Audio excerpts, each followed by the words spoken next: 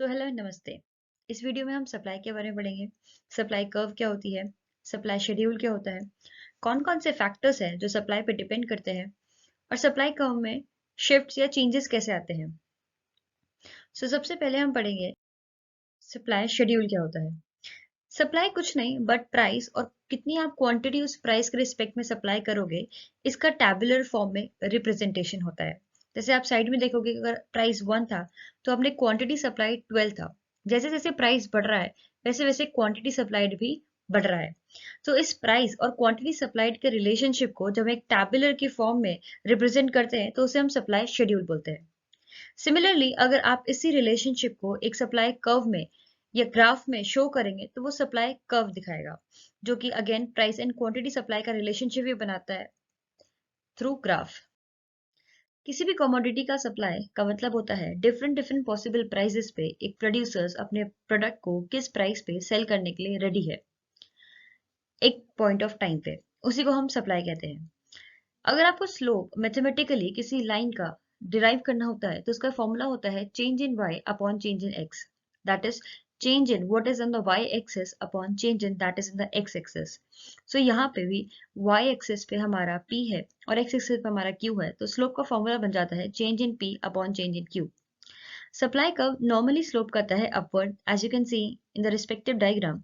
ये इंडिकेट करता है एक पॉजिटिव रिलेशनशिप कि जैसे जैसे आप प्राइस बढ़ रहा है, 4 से 6 हो रहा है, 6 से 8 हो रहा है, वैसे वैसे हमारी क्वांटिटी सप्लाइड भी इंक्रीज हो रही है, 3 to 6, 6 to 9। इसीलिए ये एक अपवर्ड डायरेक्शन में शो हो रही है।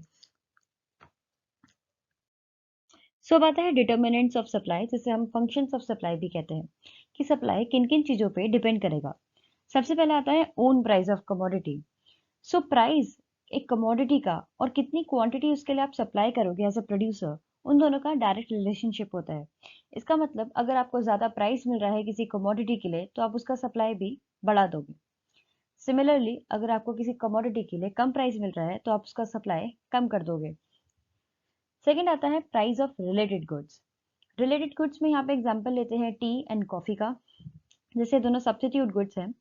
बट हम ऐसे एग्जाम्पल लेंगे, सपोज अगर आपकी टी 50 रुपीज में अगर आप बेच रहे हैं और आपके रिलेटेड गुड जो कि कॉफी है, कॉफी का प्राइस अगर बढ़ गया है तो आप भी टी को एग्जिस्टिंग प्राइस पे सप्लाई नहीं करना चाहोगे, आप उसी टी के लिए हायर प्राइस चार्ज करोगे। तो इससे पता चलता है कि कैसे आपके रिलेटेड प्रोडक्ट जो कि कॉफी था उसके प्राइस में चेंज आने से आपकी खुद की सप्लाई भी इफेक्ट हो गई है। थर्ड आता है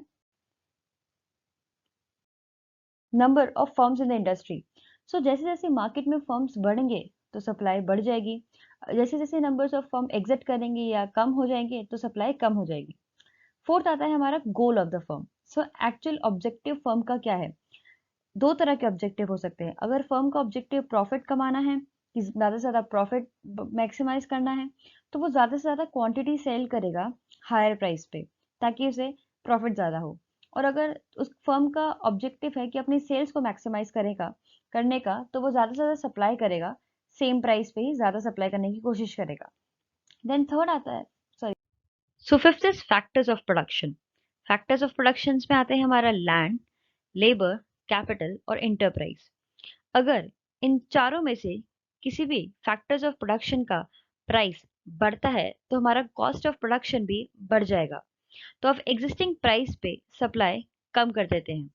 सिमिलरली अगर ऐसी सिचुएशन आती है कि आपका फैक्टर्स ऑफ प्रोडक्शन बढ़ जाए, कि आपका कैपिटल, लैंड, लेबर या इंटरप्राइज में से कोई भी चीज अगर बढ़ जाए तो आपका कॉस्ट ऑफ प्रोडक्शन, उसको प्रोड्यूस करने का कॉस्ट भी किसी कमोडिटी को बढ़ जाता है, जिसकी वजह से आप एग्जिस्टिंग प्राइस पे कमोडिटी ज्यादा सेल करने लग पड़ते हो, तो आपकी सप्लाई बढ़ जाती है।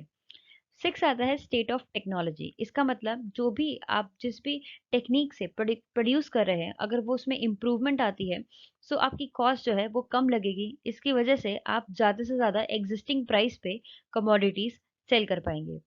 देन सेवेंथ आता है गवर्नमेंट की पॉलिसी। गवर्नमेंट की मेजर पॉलिसीज में आते हैं टैक्सेशन एंड सब्सिडी। अगर गवर्नमेंट ने ज्यादा टैक्स लगाया है तो ऑब्वियसली आपकी सप्लाई भी कम हो जाएगी। सिमिलरली अगर गवर्नमेंट ने सब्सिडी एज ए इंसेंटिव आपको दिया है तो आपकी सप्लाई बढ़ जाएगी। तो ये सब थे कुछ कुछ रीजंस जिसकी वजह से सप्लाई आपकी इफेक्ट हो रही थी।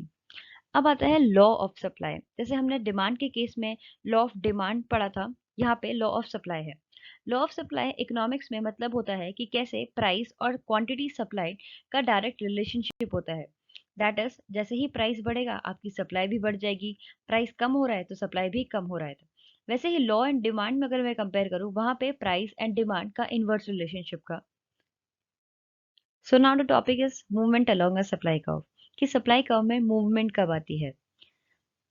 अगर प्राइस इंक्रीज हो रहा है, इस केस में A2 अगर B जा रहा है, लाइक 10 से 15 हो रहा है, तो हमारी क्वांटिटी सप्लाइड भी बढ़ रही है, लाइक 200 से 300 हो रही है।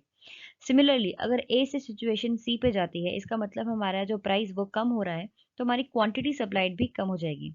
इसका मतलब बाकी सब डिटर्मिनेंट्स ऑफ सप्लाई जो भी हमने पढ़े हैं, टेक्नोलॉजी हो गया है, आपके नंबर ऑफ फर्म्स हो गए, एक्सेट्रा एक्सेट्रा, अगर उन सबको हम कांस्टेंट रखें और अगर प्राइस में हम चेंज करें, उसके हिसाब से क्वांटिटी सप्लाई चेंज हो, तो हम बोलेंगे कि मूवमेंट अलोंग सप्लाई कब हो रहा है, क्योंकि प्राइस ऊपर या नीचे हो रहा है। और अगर प्राइस बढ़ेगा और सप्लाई बढ़ेगी, तो हम इसे बोलेंगे एक्सटेंशन ऑफ सप्लाई। प्राइस कम होगा, सप्लाई कम होगी, तो उसे हम बोलेंगे कॉन्ट्रैक्शन ऑफ सप्लाई।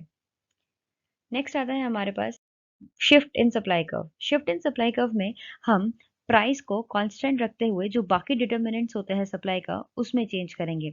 अगर प्राइस कांस्टेंट है तो बाकी सब determinants like factors of production, हमारा टैक्स रेट, हमारे non factors, income, etcetera etcetera, इन सब की वजह से अगर सप्लाई में चेंज आता है तो वो शिफ्ट होगा। अगर उसकी वजह से सप्लाई इंक्रीज होती है तो राइट वर्ड शिफ्ट होगा, और अगर उसकी वजह से सप्लाई कम होती है तो एक लेफ्ट वर्ड शिफ्ट होगा। सो थैंक यू अगर आपने यहाँ तक वीडियो को देखा।